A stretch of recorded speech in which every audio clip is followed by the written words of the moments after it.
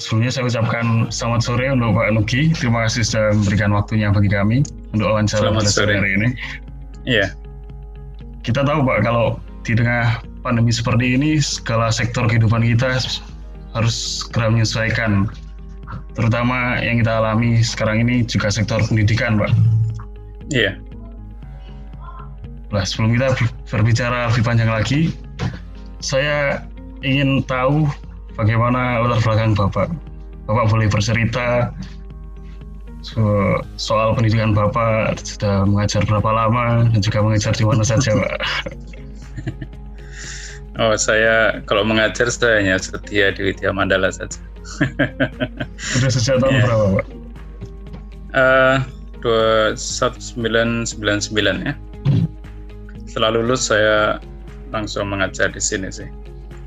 Ya, saya sebenarnya di Solo ya, di tempat saya dibesarkan. Di Solo, pernah sekolah di sana? Ya, saya S1 di jurusan sastra Inggris dari Universitas 11 Maret. Ya, saya dulu SMA sebenarnya saya fisika sebenarnya di SMA 4 Solo, tapi karena saya masuk seminari, lalu saya masuk Merto, lalu saya masuk novis di MSF. Nah, itu akhirnya sebenarnya saya dulu cita-citanya pengen jadi insinyur, tapi karena 2 tahun hanya membahas tentang ilmu humaniora saja, ya sudah saya switch saja ke ke sastra. Saya masuk sastra Inggris. Ya, lama saya 7 tahun kuliahnya. Ya, baru saya selesaikan S1, lalu saya ngajarnya di Widya Mandala. Lalu S2 saya di Monash University di Melbourne, Australia. Lalu S3 saya di Ohio State University di Ohio di Columbus, Amerika. Ya, kayak gitulah. Pokoknya muter-muter aja. Ya, sebagai seorang pengajar yang sudah mengajar sejak tahun 1999, benar Pak? Bagaimana Pak pendapat Bapak tentang makna dari pendidikan itu sendiri, Pak? Ya, sebenarnya kan kalau kita lihat pernyataan Triarkara kan sebenarnya pendidikan itu kan prinsipnya memanusiakan manusia muda ya. Jadi bagaimana manusia yang sedang belajar ini itu dia menjadi manusia yang utuh. Nah, memang agak kalau pendekatan di socio-cultural ya, itu kan sebenarnya melihat ya manusia ini selalu pendidikan itu berada dalam lingkup sosialnya. Nah, ini akan menjadi masalah memang kalau di masa pandemik seperti ini, di mana interaksi antar manusia itu menjadi dihilangkan, ya boleh dikatakan dihilangkan ya, atau setidaknya dibatasi. Ya, bayangkan kata-kata yang di salah satu jargon dari 3M adalah menjaga jarak ya. Ya, kalau memakai masker, ya saya pribadi sebenarnya juga memakai masker itu juga conflicting ya, karena dalam bahasa itu tidak hanya sekedar kata yang terucap, tetapi ekspresi, ya, gestures, pronunciation itu juga mulutnya bagaimana bergeraknya itu menjadi sesuatu yang penting. Jadi memakai masker bagi saya pun juga bermasalah ya. Mencuci tangan baguslah, itu bagian dari hygiene ya. Saya kira bukan hal yang perlu diributkan, tapi memakai masker dan menjaga jarak, apalagi menjaga jarak ya. Jadi social distancing, di mana seakan-akan kita melihat manusia yang lain itu sebagai calon pembunuh kita. Sorry to say that ya, tapi itu yang terjadi memang. Nah, kalau pendidikan itu diminta ada social distancing, padahal inti dari pendidikan itu adalah pembelajaran itu kan berada dalam sebuah sosial milieu, ya udah nggak cocok sebenarnya. Jadi Bapak melihat interaksi sosial ini sebagai prinsip utama dalam pendidikan. Oh ya.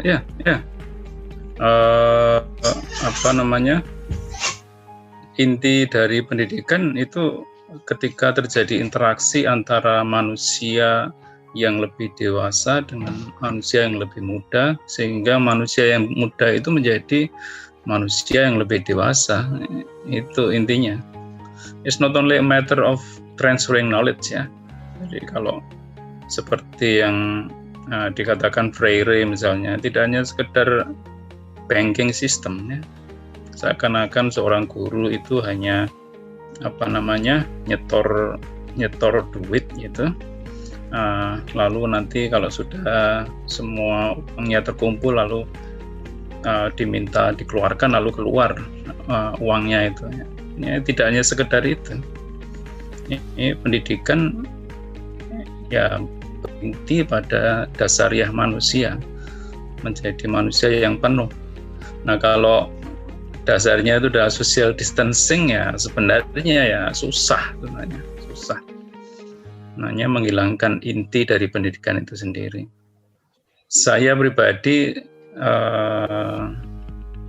ya berada dalam posisi yang dilematis ya. Karena di satu sisi kita harus menjaga kesehatan semua orang, di sisi lain itu inti dari pendidikan itu menjadi hilang. Tapi kan saya tidak tahu, saya bukan seorang filsuf ya, tapi dalam dilema moral seperti ini kan kadang-kadang kita harus mencoba untuk melihat ya mana yang dua-duanya misalnya merugikan, mana yang sedikit least merugikan gitu. Ya, jadi karena penyakitnya juga masih belum ketemu vaksinnya. Nah, salah satu cara untuk mengatasinya itu dengan 3M, ya kita harus mengikuti. Ya, kadang ya ini pembelajaran yang harus kita lakukan. Nah, gitu, Frank. Iya, menyangkut soal interaksi sosial nih, Pak. Kan sekarang ini sudah ada teknologi yang membantu kita seperti Zoom yang kita gunakan kali ini. Apakah menurut Bapak teknologi ini yang sifatnya membantu ini sudah cukup, Pak, untuk menggantikan interaksi sosial gitu, Pak? Karena kan kita sudah bertemu. Oh iya. Iya, kan kalau cara sederhananya kan tidak ada rotan akar pun jadi ya. Tentu yang paling tinggi itu adalah ketika interaksi sosial itu terjadi. Bahkan katakanlah misalnya gereja aja lah. Gereja itu apa artinya? Ya komunitas, persekutuan. Orang bersekutu secara virtual ya sebenarnya ya bukan gereja sebenarnya. Tetapi kan prinsipnya kan begini. Satu, ini harus sifatnya temporer. Ya. Jadi bukan menjadi sesuatu yang menjadi standar utama ya. Nah, nanti ada paroki YouTube Santo siapa, nah itu yang akan terjadi ya. Kalau itu menjadi hal yang utama, maksudnya menjadi satu-satunya sarana. Nah, ketika menjadi satu-satunya sarana, nah disitulah ketidaksetujuan saya. Tapi kalau dia itu sifatnya temporer, jadi masa tidak ada interaksi sama sekali, lalu teknologi membantu kita, ya, puji Tuhan gitu. Bahwa itu ada, jadi ketika suasana nanti normal, vaksin ditemukan dan kita relatif bisa mengendalikan hal itu, ya harus kembali kepada hal yang utama, ya, yaitu ya bentuk sekolah yang secara konvensional kita ikuti. Yang kedua, apakah teknologi masih digunakan? Ya sangat bagus karena ada banyak hal ya di mana hal positif yang kita belajar selama masa pandemi ini dalam penggunaan teknologi. Nah, kebetulan saya ini di universitas kan yang in charge untuk inovasi pembelajaran, ya, di mana diantaranya kita berharap bahwa para dosen ini itu memanfaatkan teknologi dalam pengajarannya, ya. Kalau istilahnya namanya ya internet enrichment learning, ya. Jadi pembelajaran yang diperkaya dengan internet. Ya, ini bertahun-tahun kita membangun itu, tapi minta ampun susahnya, ya, karena mungkin sebagian besar dosen sudah lekat dengan konsep pendidikan yang lama, ya. Jadi bahwa satu-satunya pendidikan itu ya interaksi dengan secara konvensional, tradisional. Jadi 3 tahun saya mentargetkan ada 100 mata kuliah yang bisa melakukan hal itu. Minta ampun susahnya, ya. Turunkan targetnya jadi 50. Masih belum bisa, dibantu dengan rektor dengan surat tugas. Ya hanya yang dapat surat tugas saja yang mau melakukan, yang tidak dapat surat tugas ya enggak bisa. Ya, 3 tahun kita bergulat di situ. Ada COVID dalam hitungan hari, ya. Nah, itu terpaksa semua orang bisa menggunakan online learning. Jadi di situ blessing in disguise-nya di situ juga. Nah, ada unsur terpaksa, Pak. Iya, terpaksa. Kalau orang itu memang harus dipaksa ternyata di konteks kita ini. Jadi saat dalam kondisi normal, ya, di mana kita melakukan hal yang konvensional, ya itu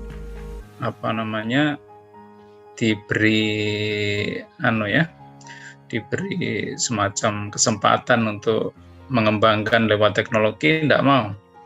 Tapi ketika dipaksa, akhirnya mau. Dan saya lihat tidak hanya social institution seperti sekolah, ya, gereja, masjid,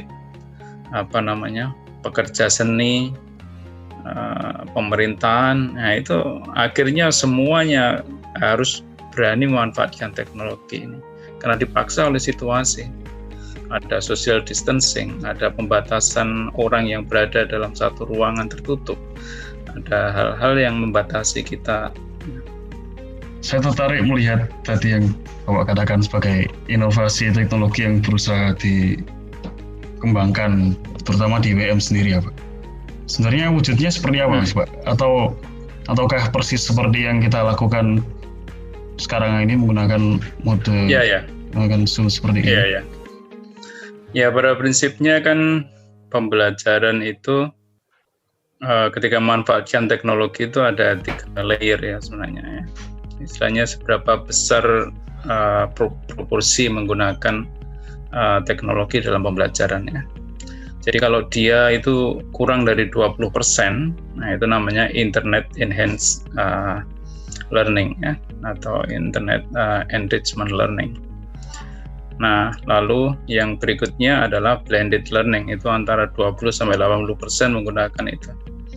Nah, kalau sudah 80-100, ya, namanya online learning. Sehingga apa yang kita lakukan ini ya sebenarnya sudah 100% online learning, ya. Ya, sebenarnya online learning itu ya pada prinsipnya adalah harus membangun sebuah learning management system, ya, atau LMS. Nah, kita menggunakan LMS yang di Widya Mandala kita sebut dengan nama Bella, itu ya si cantik itu. Nah, itu karena dia learning management system, ya sebenarnya sebuah sistem universitas itu berada dalam ya posisi di LMS itu. Ya, misalnya kalau sekolah konvensional kan kita ada penjadwalan kelas, ya. Ya, ini kan dia berada di kelas-kelas yang berbeda. Lalu ada presensi, ya, presensi dilakukan di situ. Lalu dosen, ya ada 3 proses kan, ada 3 hal. Nah itu, ya. Jadi administrasinya ada. Yang berikutnya adalah 3 hal yang sangat penting itu ada, yaitu pertama ada input, di mana dosen itu memberikan materi sebelum perkuliahan, ya. Nah itu bisa textbook, bisa lectures note, bisa PPT, ya. Nah lalu yang kedua proses. Proses itu aksi yang tadi. Lalu karena kelasnya virtual, ya lalu dilakukan di virtual. Ya memang LMS kita masih menggunakan juga perangkat di luar yang ada di Bella. Jadi kita menggunakan Zoom atau menggunakan Google Meet. Ya itu proses namanya. Terus yang ketiga ada output.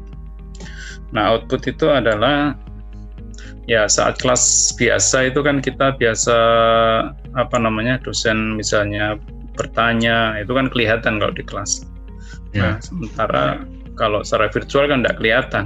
Jadi maka untuk memastikan bahwa materi kita masuk dan segalanya itu lalu ada outputnya. Jadi ada tugas yang harus diselesaikan mahasiswa di setiap perkuliahan. Jadi 3 hal itu ada input, proses, dan output yang kira-kira menggambarkan apa yang terjadi pada kelas tradisional atau kelas konvensional. Menurut Bapak sendiri, melihat mahasiswa-mahasiswa Bapak, bagaimana Pak persiapan mahasiswa ini dalam mengikuti online learning? Apakah sesuai? Ya kendala banyak memang. Kebetulan Widya Mandala kan juga kami bermitra juga dengan ada namanya program Permata Sakti, ya, di mana para mahasiswa tidak hanya dari Widya Mandala tapi dari berbagai universitas di Indonesia itu saling bertukar mahasiswa. Lalu ada program RPL juga. Ya, kebetulan saya yang in charge pada 2 kegiatan itu. Nah di program RPL atau rekognisi pembelajaran lampau, ya kita mendampingi teman-teman kita di daerah tertinggal terluar, jadi STKIP Nias Selatan. Nah jadi ya ini blessing in disguise juga, karena ada begitu banyak mahasiswa yang bisa saling bertukar, lalu mereka mengambil mata kuliah itu di tempat kita, ya termasuk dari daerah tertinggal. Nah ya memang kendalanya ya sama ya, karena kan kendala infrastruktur itu kan tidak bisa kita kita ingkari, ya. Nah itu beda dengan kelas yang konvensional di mana kita udah ketemu, ya udah itu bisa dibantu. Tapi ketika kita saya kan ngajar juga di RPL ini loh, kelas Nias Selatan misalnya. Nah Nias itu kondisinya beda-beda. Ada yang dia ada di perkotaan, kalau dia ada di Teluk gitu ya, namanya Teluk Dalam gitu. Waduh, kalau dia udah berkata nggak dengar Pak, sinyalnya jelek, ya udah apa yang kita bisa lakukan, ya? Karena kondisinya konkret, ya. Kondisinya konkret. Willingness ada, niat ada, tapi situasi infrastruktur tidak selalu mendukung apa yang kita lakukan. Jadi ya sama juga dengan saya mengajar para frater ini, ya. Ini kesulitan saya kan frater tidak diizinkan untuk memiliki peralatan teknologi, ya. Sehingga satu tool dipakai untuk 7 frater. Wah itu ya susah sekali. Susah bagi saya untuk misalnya assign satu orang untuk melakukan sesuatu. Karena situasinya beda dengan mahasiswa lain yang dia punya laptop sendiri atau punya smartphone sendiri. Nah kayak gitu-gitu tuh ya situasi yang ya harus kita maklumi. sebelumnya efektif merata ke semua mahasiswa? Ya, artinya tergantung. Jadi prasyaratnya sisi infrastruktur tidak ada masalah. Nah, prasyarat itu tidak selalu bisa masuk. Jadi seperti tadi saya katakan ya, untuk daerah tertinggal itu saya harus banyak memaklumi. Ya.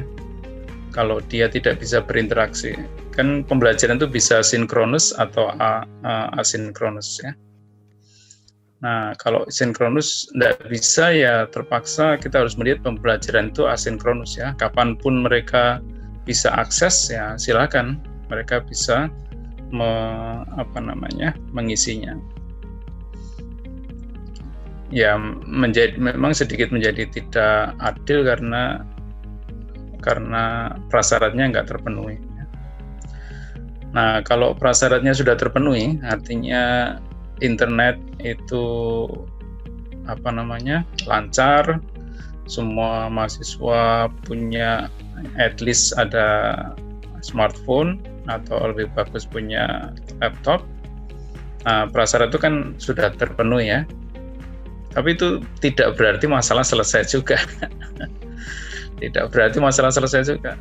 Karena misalnya ya, mahasiswa mengeluh bahwa kalau semuanya diselenggarakan secara sinkronus dan dengan video, itu kuota datanya itu mahal, sehingga mereka tuh bisa mengeluarkan uang yang lebih besar daripada kondisi yang konvensional. Walaupun itu ya sangat argumentatif ya, karena kalau Anda konvensional itu kan ya Anda dari rumah datang ke kampus itu butuh transportasi. Kalau kelasnya sampai siang, Anda makan siang di kampus, jadi ya sebenarnya enggak juga ya. Tapi kan mereka merasa bahwa waduh mahal ya gitu ya. Ketika mereka selama ini kebutuhan kuota hanya 60.000 sebulan lalu menjadi 100.000, mereka merasa mahal ya.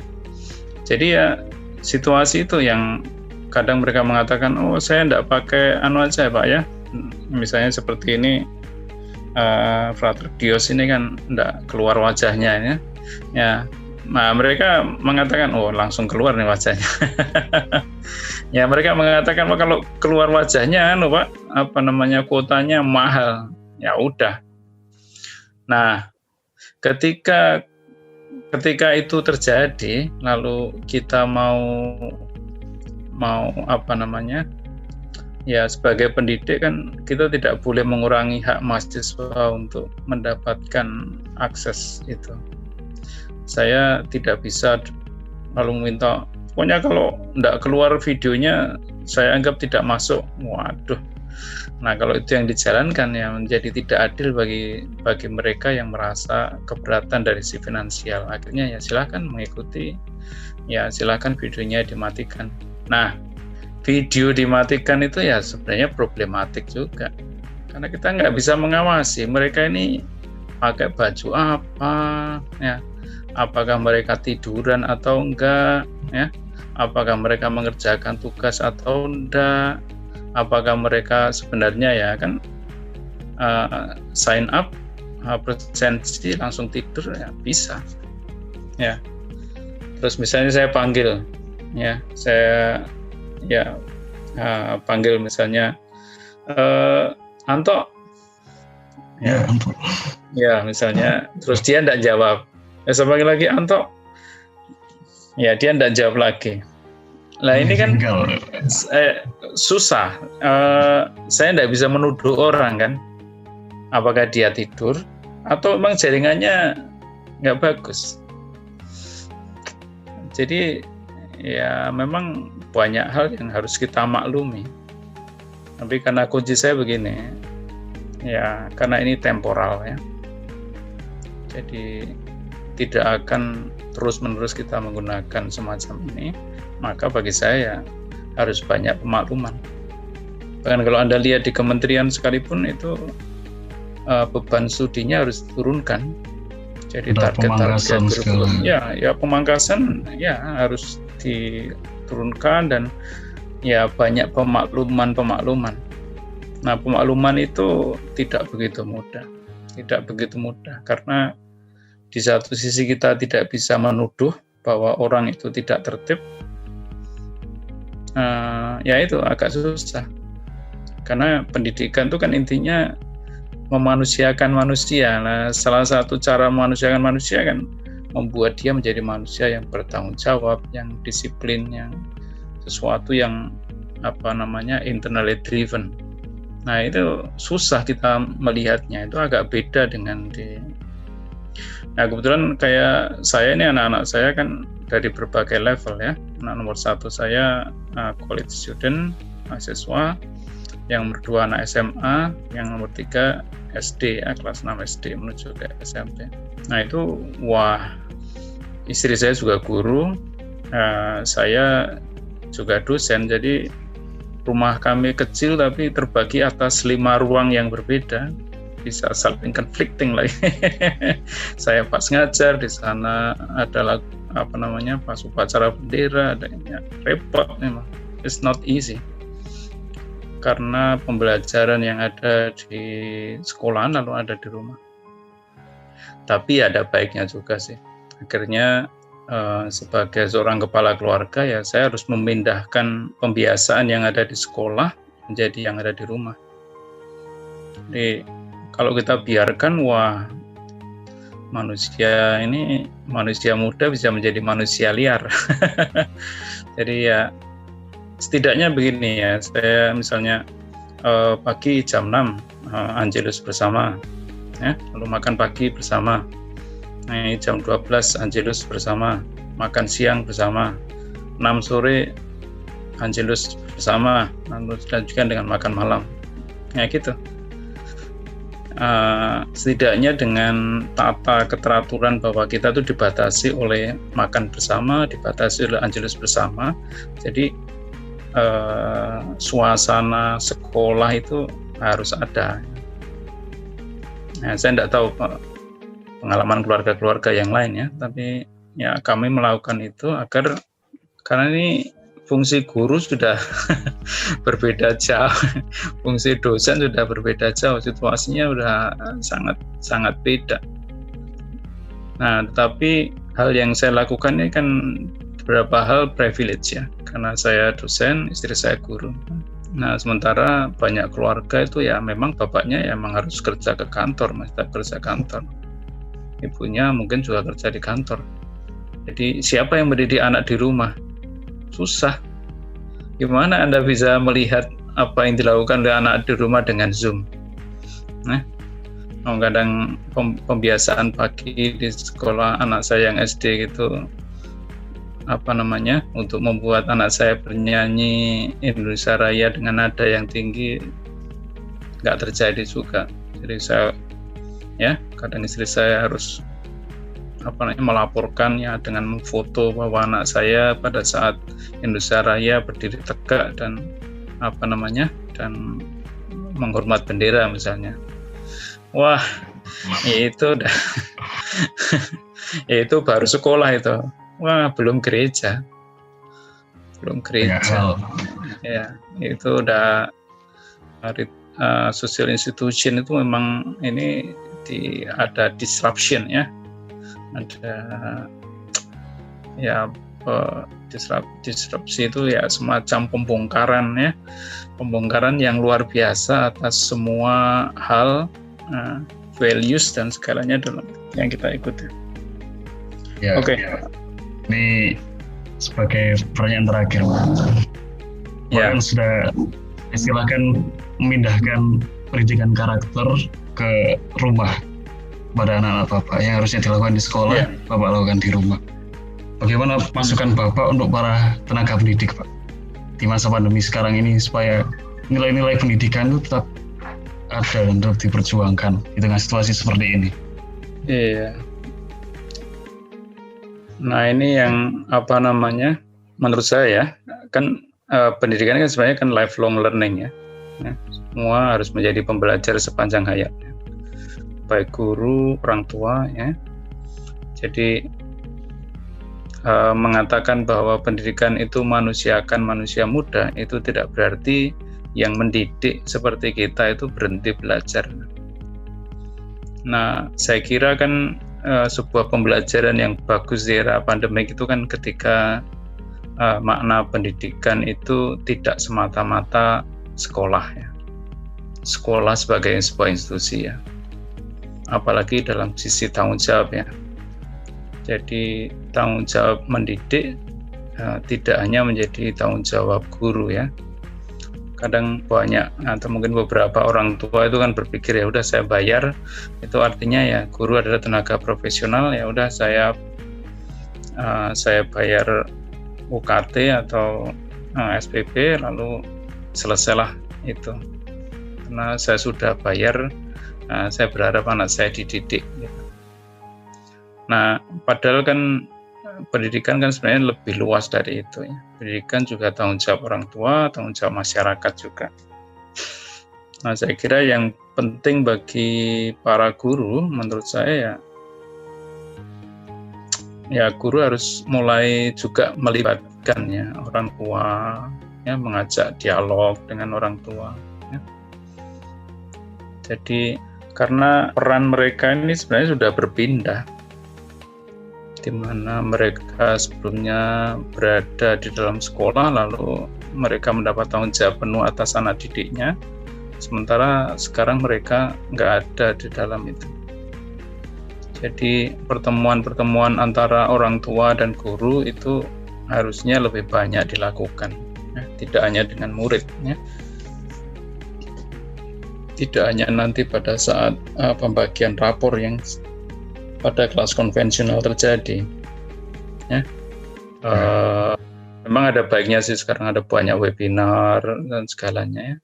Saya kira itu juga harus lebih banyak dilakukan juga oleh lembaga pendidikan untuk mengajak orang tua untuk ya turut terlibat.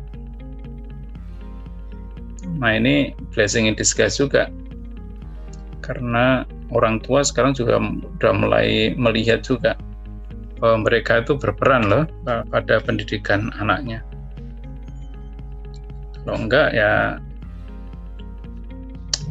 masalahnya menyiapkan manusia muda itu tidak begitu mudah ya.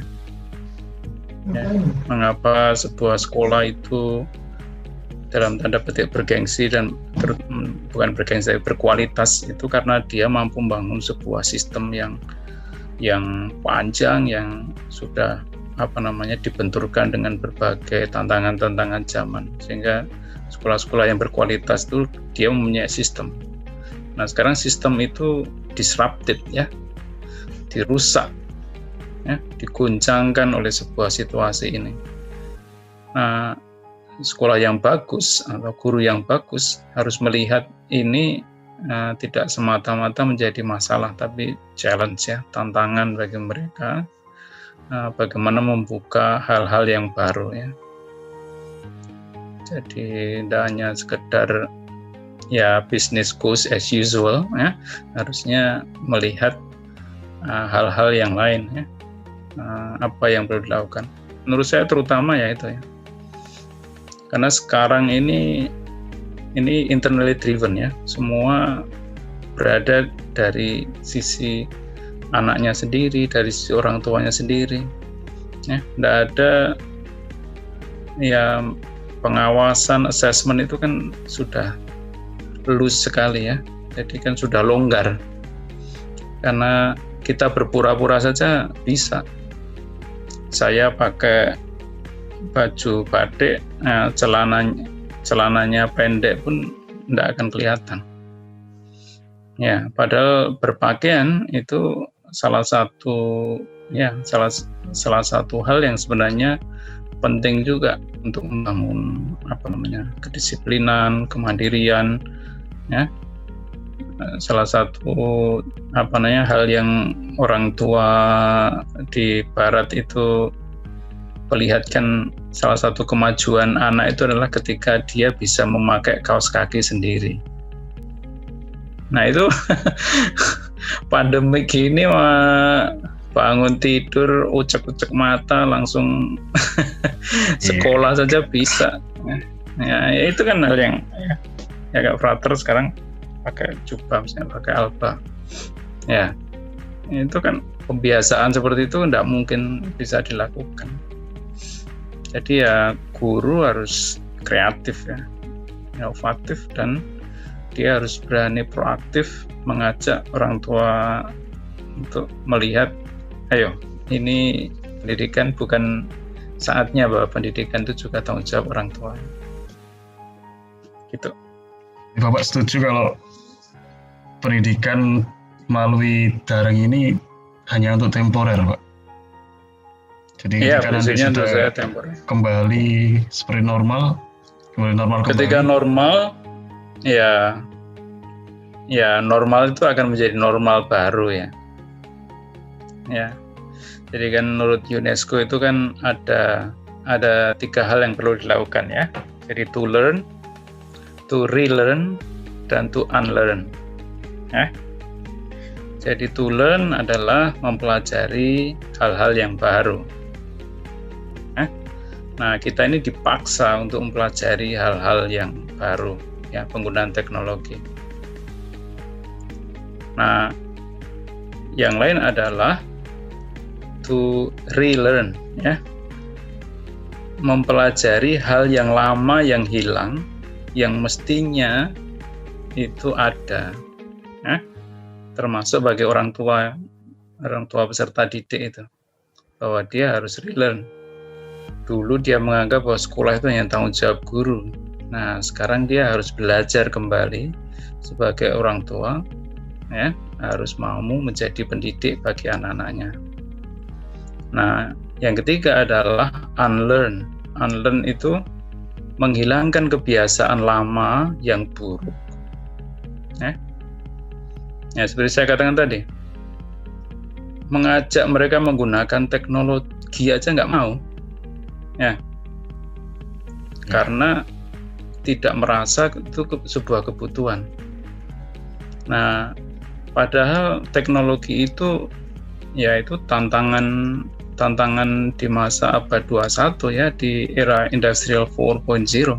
Nah, harusnya ya itu unlearn ya, bahwa kita ini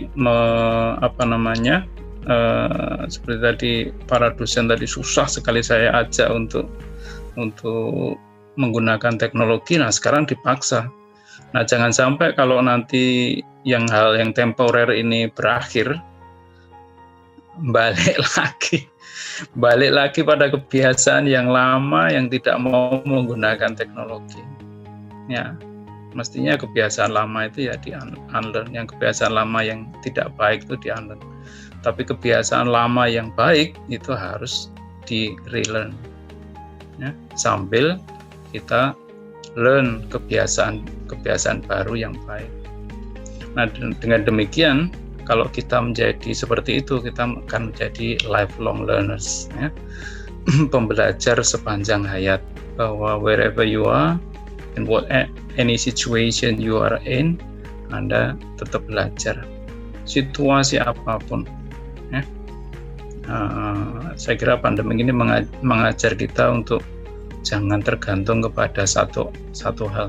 Guru-guru, dosen juga harus melihat itu, ya, melihat bahwa ya kita harus inovatif, ya, harus berani learn something new, tapi juga membuang kebiasaan lama, ya, unlearn, ya, tetapi kebiasaan baru yang dibangun oleh para bapak gereja, bapak bangsa, para pendidik-pendidik yang lama itu harus berani kita pelajari kembali, ya. Nah, itu penutup saya. Sudah ada panggilan soalnya. Sudah ada panggilan jam 6. Oh ya. Ya. Saya simpulkan terlebih dahulu ya, Pak ya. Ya. Jadi ketika pendidikan itu sudah harus disesuaikan dengan teknologi sekarang ini, tidak boleh melupakan hakikatnya sebagai memanusiakan manusia muda. Dan bagaimanapun para pendidik juga harus tetap belajar.